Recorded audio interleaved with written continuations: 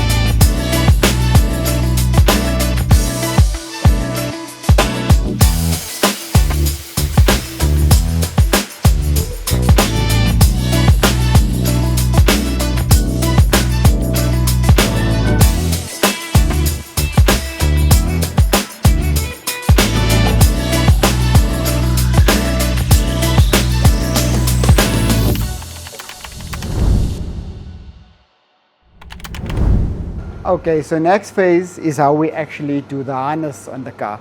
So we spoke about this before, and to doing a harness, or to actually making a harness look good on the cars, is to actually take it off the car and do it on the floor. And that's what we do with all our harnesses. And as you can see, the boxes are open.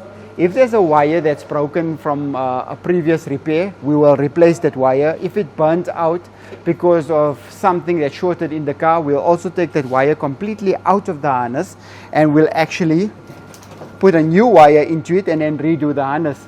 For me, that is one of the most important parts on a restoration. I don't think that things like wires should be chanced. I think if you're doing a full bolt and nut restoration like this car itself, you should take out that complete harness from the car, put it onto the bench, and rework all the wires after testing them. So this car, we've done that. That's now what we're busy now installing the wiring into the car. So we're going to take it from the fuse box, going through all the holes and putting it through all the channels and laying it down perfectly so that we know it looks original, and we also know there's no further complications as we go along with the build. Because remember, there's one crucial part. If your wiring is wrong from the start, and you take and you basically lay down throughout the body and you put your carpet and then you put your seats, and then later when you're starting up the car you find all these issues, you're gonna take the shortcuts. You're gonna try and put a wire from here, bridge this, do that in the other, and that's where it becomes, or it goes completely wrong. So for us, this is the main part. We lay down all the wires correctly in its right channels, and then we test. And once we're happy with that, then we start with the next phase, and that we're going to show you guys throughout this to show you exactly where and how we follow up on everything that we do on a car.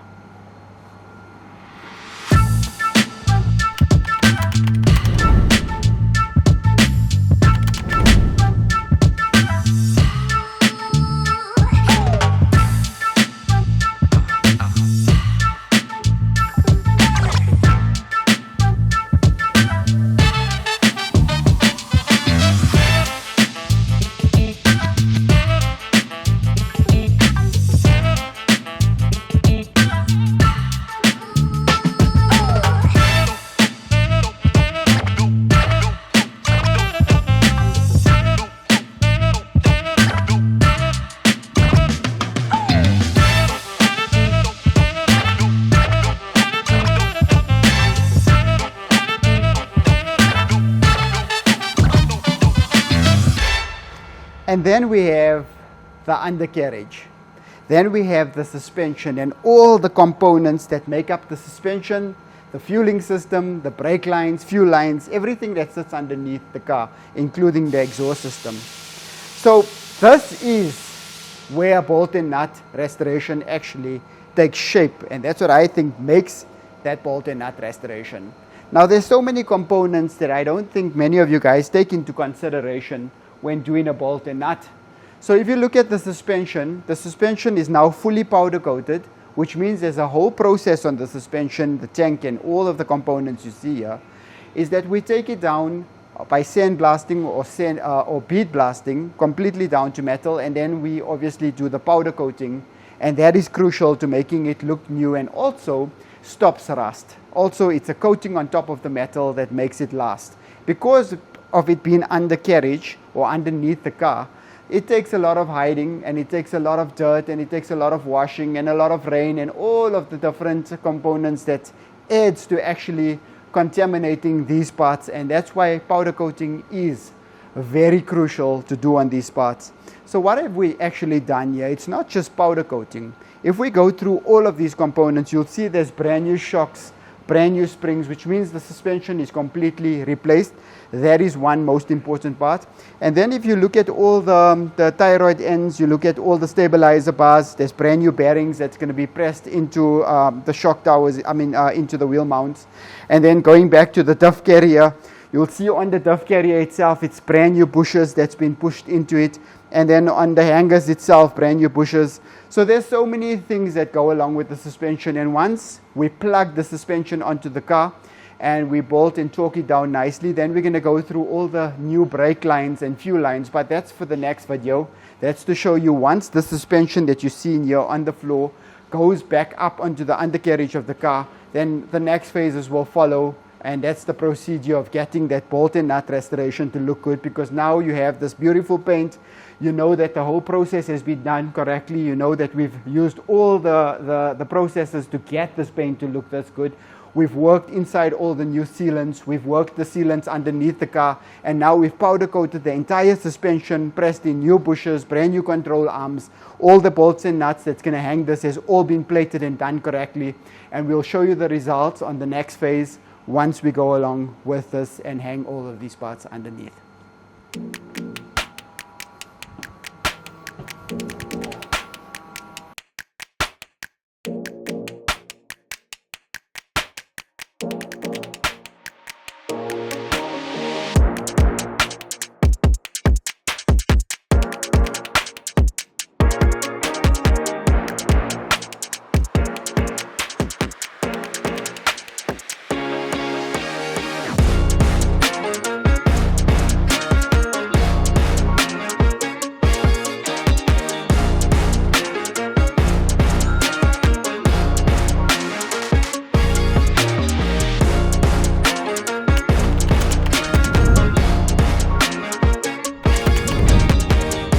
Now let's take you guys to Upholstery to see what's happening with number 17 seats.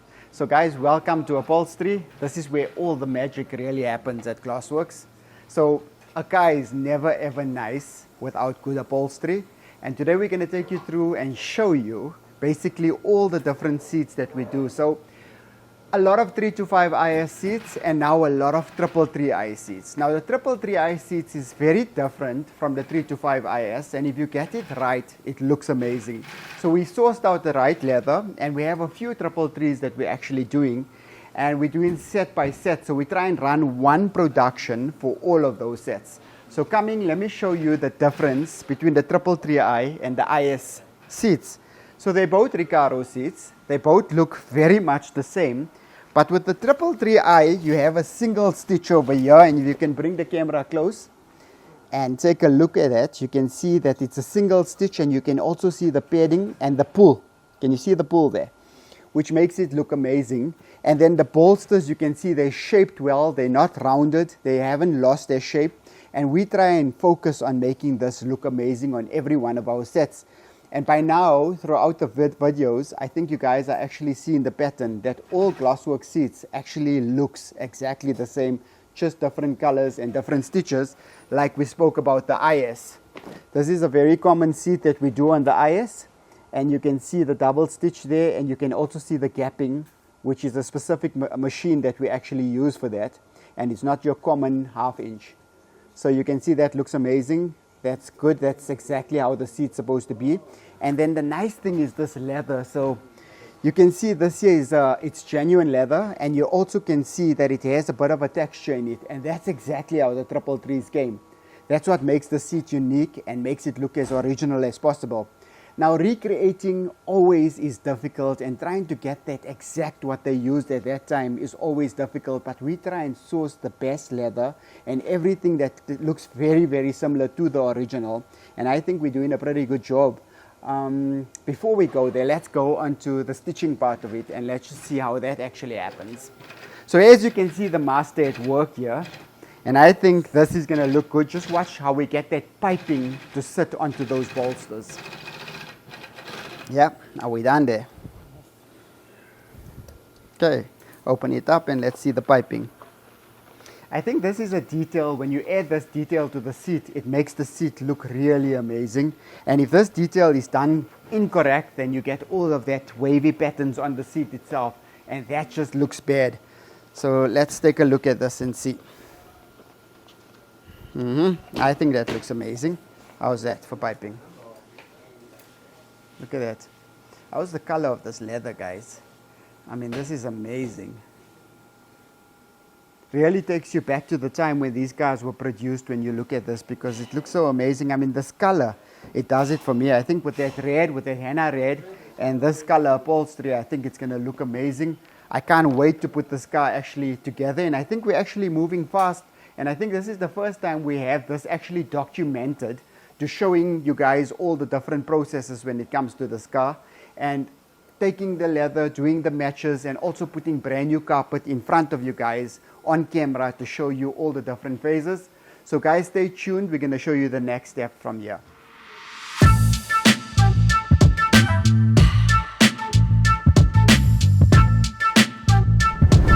So just to check some of the trim that's getting ready for this car before we do the final assembly, I came into the booth now, which we do all our leather repair and painting, and I'm just looking at the covers of the seats, because we just looked at the seats now, and you can see the textures are all correct, and we're basically restoring the seat side covers. And to restore it, you have to put the texture back in.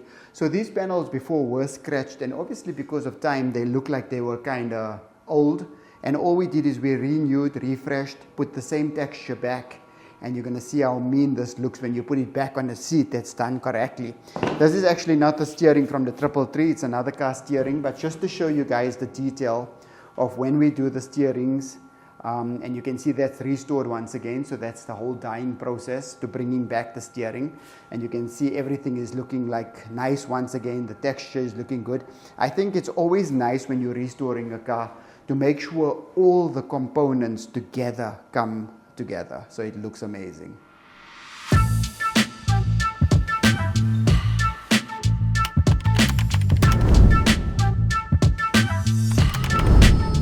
So the last day, which was 3 days ago, we looked at this car and the entire suspension was being revealed for this car, and then we did the complete installation of the suspension. You guys can see now that the suspension is on the car. It looks so clean, it looks so amazing, and everything is standing out. The powder coating against the base coat of the car, it's looking amazing. All the parts are new, it's refreshed, and the wiring harness is already been laid down. Now remember, I spoke about the wiring harness, saying that we do it on a bench before it goes onto the car.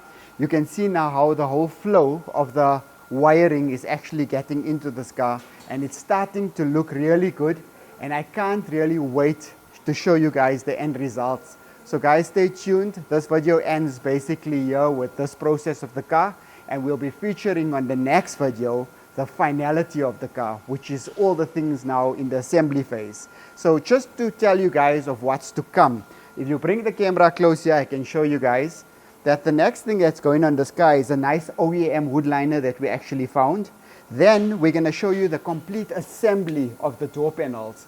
So for me, this is very important. When it comes to the assembly of door panels and the assembly of the car, that's where every detail comes in. That means when we put in all these mechanisms in, when we're refreshing everything that we need to do, we're also putting the sealants behind so that there's no vibration, there's no rattles. Everything is basically then sandblasted.